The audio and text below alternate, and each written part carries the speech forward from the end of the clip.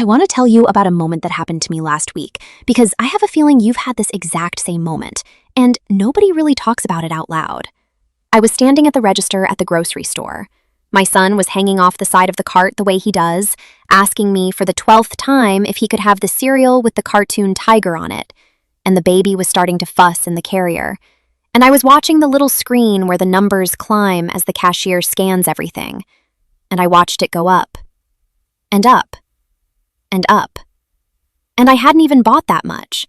There was no party food in there, no steak, no fancy anything, just the regular stuff a family eats in a normal week. And when it hit $100, my whole stomach dropped, because the cart was barely half full. I could still see the bottom of it through the gaps. $100, and I could have carried most of it out in my 2 arms. And I stood there, and I had this flash of memory. I remembered being newly married, before my son was even born, walking out of the store with 2 carts. 2 full carts, for about $100. I remember the trunk being so packed I had to shove bags around to get it closed. And now here I am, same store, same kind of list, and $100 barely fills a few bags. If you have felt that exact drop in your stomach, that quiet little moment of shock at the register, I need you to hear me say this right at the top. It is not you. You are not doing anything wrong. You are not bad with money. The number really did change. And today I want to actually show you what I mean, because I think there's something strangely comforting about seeing it laid out plainly. So I did a little experiment, and I'm going to walk you through the whole thing. Here's what I did. I took exactly $100, one crisp $100 bill, the kind that feels like it should buy something, you know? And I made myself a normal grocery list. Not a survival list, not a stockpiling list, not a special occasion list. Just the kind of list I'd write on a regular Tuesday when we're out of the basics and the kids need to eat for the next few days. And I told myself, we're just going to walk the aisles like always, and I'm going to keep a running total in my head, and I'm going to be honest with you about every single thing and what it really cost. No pretending. No rounding down to make myself feel better. Just the real numbers, the ones on the shelf tags in 2026. So come with me. Grab your coffee, and no, I am never going to tell you to give up your coffee. We'll get to that. Let's go shopping. So I start where I always start, in produce, because I like to get the fresh stuff first, and I always have this little burst of good intentions in the produce section. I'm going to feed my family so well this week. I grab a bag of apples because my son will actually eat apples if I slice them, and that bag is $6. $6 for apples. I remember when a bag of apples felt like the throwaway item, the thing you grabbed without even looking. Now I'm looking. Then I reach for berries because the baby loves blueberries, and honestly, so do I. And one little container is $5. Just one. If I want strawberries too, that's another 4 or 5. So already I'm making a choice. Blueberries or strawberries. And I pick the blueberries and put the strawberries back. And that little put it back moment, that's the whole video right there. That's what this is really about. I grab bananas, and thank goodness, bananas are still the one honest thing left in the store. Still around 60-something cents a pound, so a bunch is maybe $1.50. Bless the bananas. Then a head of lettuce, because I have this dream of making salads, and that's about $2.50. A couple of tomatoes, and they're sold by the pound, and they add up faster than you'd think, so call it $3. And maybe a cucumber and a bell pepper, another $3, $4 between them. So I do the math in my head, and I'm standing in produce. I haven't even left the first section, and I'm already at around $22, $23. Almost a quarter of my $100. And all I have is fruit and some sad little salad fixings. And the cart still looks empty. It echoes. I could yell into this cart. So I move on to dairy and eggs, and this is where it really started to get me. Eggs. Oh, eggs. A dozen eggs, and depending on the week and what's going on in the world, that's anywhere from $4 to $5. And I've seen it worse than that. I remember eggs being under $2 and being the cheap protein you fell back on when money was tight. Now eggs are practically a luxury, and I put them in the cart, and I feel it. Milk, a gallon, about $4. Butter, and I need real butter because I bake with the kids and margarine just isn't the same. And a box of butter is $5 now. $5 for butter. Cheese, a block of cheddar because I go through cheese like it's water in this house with a 4-year-old. That's $5, $6 for a decent-sized block. And yogurt, the big tub of plain that I use for everything, or those little squeezy ones the baby likes. And either way, you're looking at $4, $5. So let me tally where I am.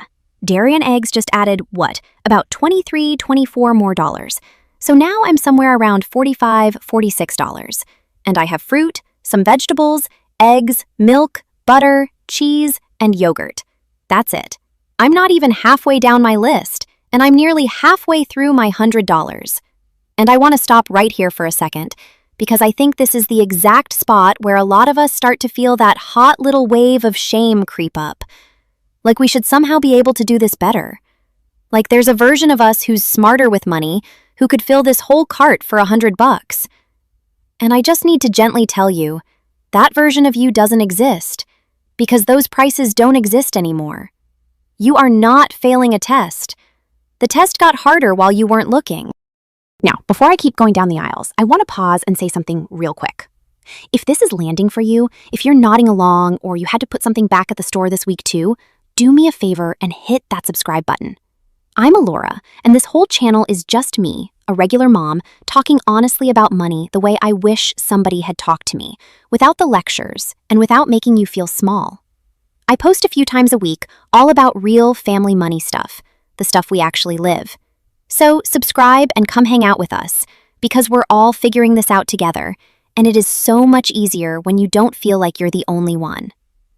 Okay, back to the cart. It's still mostly empty and I'm getting nervous. Now we head into proteins, and this is where I have to start making real decisions, the kind that feel a little bit like triage.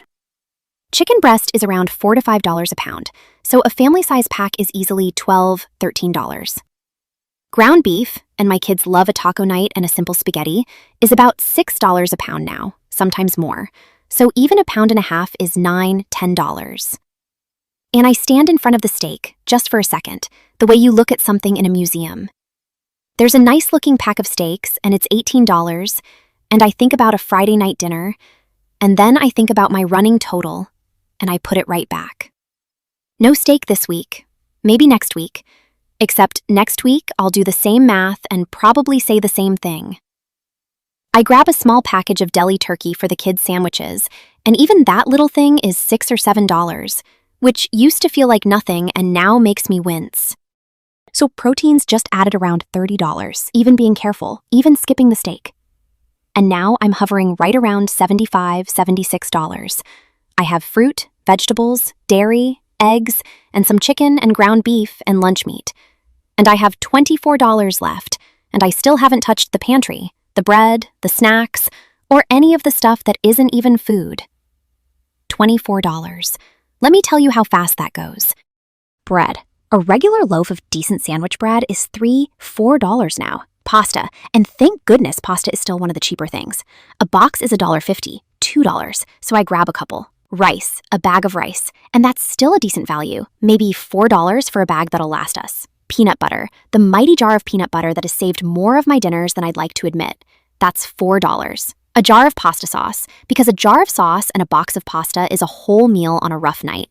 That's $3, $4. And cereal. Oh, the cereal. My son wants the Tiger one, and the box is $6. $6 for a box of cereal that he'll finish in 3 days. I stand there and I do that parent negotiation in my own head, and I grab a store-brand box that's cheaper, and I brace myself for the disappointment later.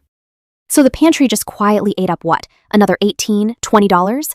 And now I am at, let me be honest with you, I am at basically $94, $95. I have maybe $5 left. $5. And I haven't bought a single snack that my kids actually asked for, and I haven't bought a single thing that isn't food. And if you're a mom, you already know what's coming. Because there's always that one aisle that ambushes you. Because here's the thing about kids. They eat snacks. Constantly. It's like a part-time job feeding these little people between the meals you already made. So there's the goldfish crackers. That's $4 a bag. Granola bars, the ones that go in the lunchbox, $5 a box. Fruit snacks, because they're the currency of getting through a grocery trip without a meltdown. Another $4. And each one of those on its own feels small. It's just $4. It's just $5. But you throw 3 of those in the cart, and that's $13, $14. Gone on snacks. And I already blew past my 100 just getting the actual groceries. So the snacks push me over. I'm at 108 now, and I'm not done. Because then there's the stuff that isn't even food. And this is the part that always gets me. Because you go to the store for groceries, but somehow you also always need the other stuff. The baby needs diapers, and a box of diapers is $25, $30 all by itself.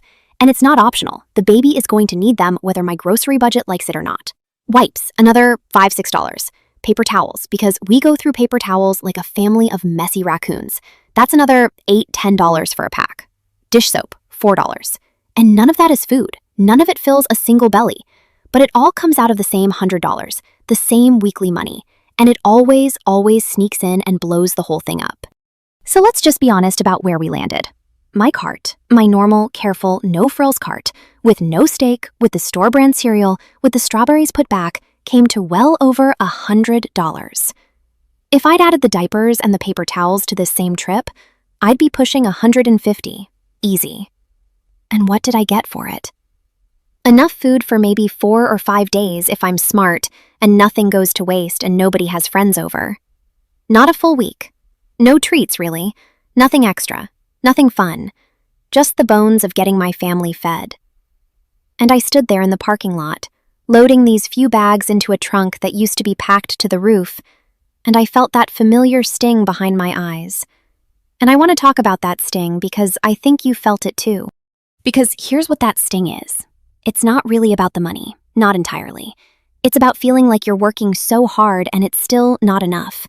It's about doing everything right, clipping the little coupons, checking the sales, buying the store brand, and still watching the number climb past $100 for a half-empty cart.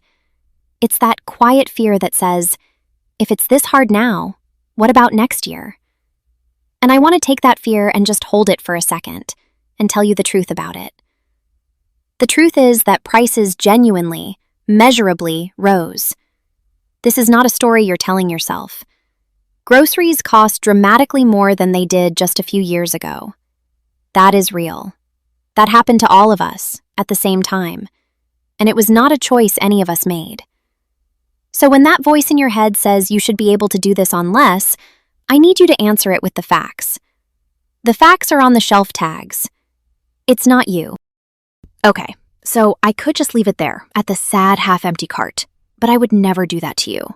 Because we don't just sit in the hard stuff on this channel. We figure out what to do about it.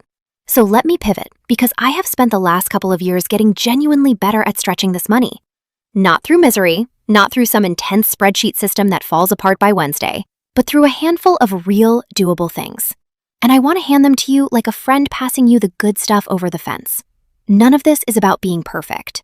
It's about getting a little more breathing room. So here's what actually works for me. The first thing, and this one changed the most for me, is I stopped planning meals and then shopping, and I started shopping the sales and then planning meals. It's a small flip, but it's huge. Instead of deciding on Sunday that we're having a specific dinner and then buying whatever it needs at full price, I look at what's actually on sale that week, what protein is marked down, what's cheap right now, and I build our dinners around that. Chicken thighs are the deal this week? Great, we're having a few chicken thigh dinners. The whole chickens are marked down? We're roasting one and I'm stretching it into 3 meals. You let the sales write part of the menu, and you'd be amazed how much that alone brings the number down. The second thing, and this one feels almost too simple, is I shop my own pantry first. Before I write a single thing on the list, I actually look. I open the cabinets and the freezer, and I take stock of what's already in there.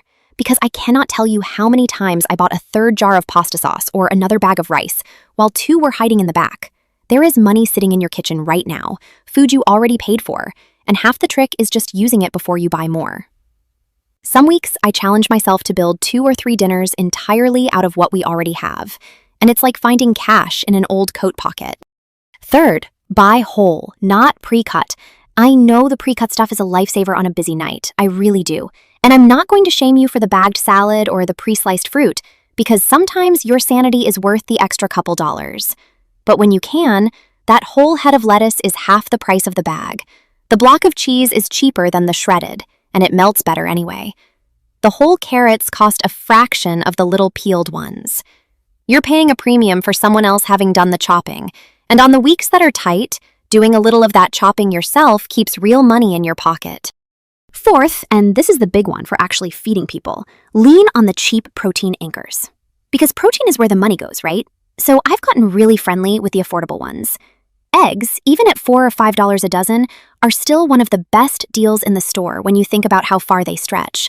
Breakfast for dinner is a beloved event in my house. Beans, dried or canned, are pennies compared to meat, and they fill everybody up.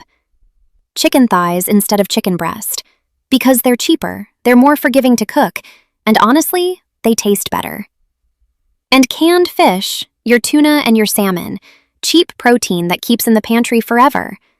You build a few meals a week around those anchors, and you save a real chunk without anybody going hungry. Fifth, store brands. Just try them. I resisted this for the longest time because I had it in my head that the name brands were better. And you know what? For the vast majority of stuff, I genuinely cannot tell the difference. And neither can my kids, who I have absolutely tested this on. The store brand flour, sugar, canned goods, pasta, frozen vegetables, they're made in a lot of the same places as the fancy ones, and they can be 30–40% cheaper. If you switch even half your cart to store brands, that's real money every single week. Start with the basics where there's no way to mess it up, and work your way up from there. Sixth, and this one is a little math trick that will change how you shop forever. Look at the unit price, not the sticker price.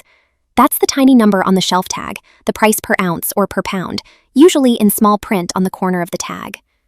Because the bigger package isn't always the better deal, and the sale item isn't always cheaper than the regular one once you do the real math. Train your eye to glance at that little unit price and compare, and you'll start catching all the little tricks where the thing that looks cheaper actually isn't. It takes 2 seconds once you get in the habit, and it quietly saves you all year long. Seventh, let's talk about where you shop. If you have an Aldi near you, and you haven't been, I'm telling you as a friend, go. It is not fancy. You bag your own groceries, you rent the cart with a quarter, but the prices are genuinely lower on a huge amount of stuff. And it has honestly become my anchor store for the basics. And Costco, if you have a membership or can split one with your mom or your sister or a friend, is fantastic for the things you buy constantly and won't go bad. The diapers, the toilet paper, the big bags of rice and frozen fruit, the cheese. The trick with Costco is discipline, because it's very easy to walk in for diapers and walk out $300 later with a kayak you did not need. But used right, for the right items, the savings are real. Eighth, and this one surprised me with how much it helped, limit your trips. Every single time I run into the store for one thing, I come out with 7 things, because that's just how stores are designed. They are built to separate you from your money. So the more trips you make, the more of those little impulse buys pile up. I've started doing one bigger planned trip a week and then really trying to make it last, instead of popping in every couple of days. Fewer trips, fewer impulse grabs, more money staying where it belongs. And when I do need a midweek top-up, I try to send myself in with a tiny list and cash, so I physically can't overspend. Which brings me to the 9th thing, and it's the cash idea. I don't do a rigid, joyless budget because I've tried those, and they never survive real life with 2 kids. But what does work for me is a loose weekly grocery number, an amount I've decided is our normal, and I keep an eye on it. Some weeks I go over, some weeks I'm under, and that's fine. I'm not aiming for perfect. But just having a number in my head, just knowing what our normal looks like, keeps me awake at the register instead of just swiping and hoping. Some people literally pull out that amount in cash, and when it's gone, it's gone. And if you're someone who spends more when it's invisible on a card, that little envelope of cash can be a genuine game changer. And the 10th thing, and maybe the one that matters most for the actual money, is reduce what you throw away. Because here's a number that stopped me cold when I really looked at it. The average American family throws out a truly shocking amount of food every year. Hundreds and hundreds of dollars of it. Food we bought and paid for and then let go bad in the back of the fridge. That's not a small leak. That's a hole in the boat. So I got serious about it. I keep a running list on the fridge of what needs to get used up soon. I do one dinner a week that's just a clean out the fridge meal, a soup or a stir fry or a big pan of fried rice, where all the odds and ends go. I freeze things before they turn instead of after. And every dollar of food I don't throw in the trash is $1 back in my pocket, without buying one single thing differently. And you know what? That's really the heart of all of this. Because all these little strategies, the sales and the store brands and the cheap proteins and the not wasting, They aren't about squeezing every ounce of joy out of feeding your family. They're the opposite. They're about taking back a little bit of control in a situation that was handed to us, that we didn't ask for, so that we can keep doing the thing that actually matters, which is taking care of the people we love without lying awake at night about it. This whole balancing act, this thing we're doing, feeding these kids well and still trying to hold something back for the future, this is exactly what I mean when I say we're out here raising kids and retirement funds, both at once, with the same two hands. It's a lot. It's supposed to feel like a lot. You're not imagining that. So let me bring this all the way back to that moment at the register, the one I know you've had too. The number went up, way up. And I want to leave you with the thing I really needed someone to say to me on the day my stomach dropped, watching that $100 disappear into a half-empty cart. That number going up is not the scoreboard of your worth as a mom. It is not proof that you're bad with money or that you're failing your family. It's just a fact about the world right now. A hard one, and it's happening to all of us at the same time. What you do have control over, the little handful of things we just talked through, that's where your power actually is. Not in beating yourself up, but in adapting, a little at a time, the way moms have always adapted, quietly and stubbornly, and with a lot more strength than we give ourselves credit for. If this helped you feel even a little less alone today, please subscribe and stick around, because this is exactly what we do here, week after week. No shame and no lectures, just real talk about real money from one mom to another. Leave me a comment and tell me the price that shocked you the most on your last grocery run, because I read them and honestly, they make me feel less crazy too. Share this with a friend who needs to hear that it's not just her. And take a deep breath, because you're doing so much better than that voice in your head is telling you. I'll see you in the next one. Take care of yourself, and I mean that. Bye for now.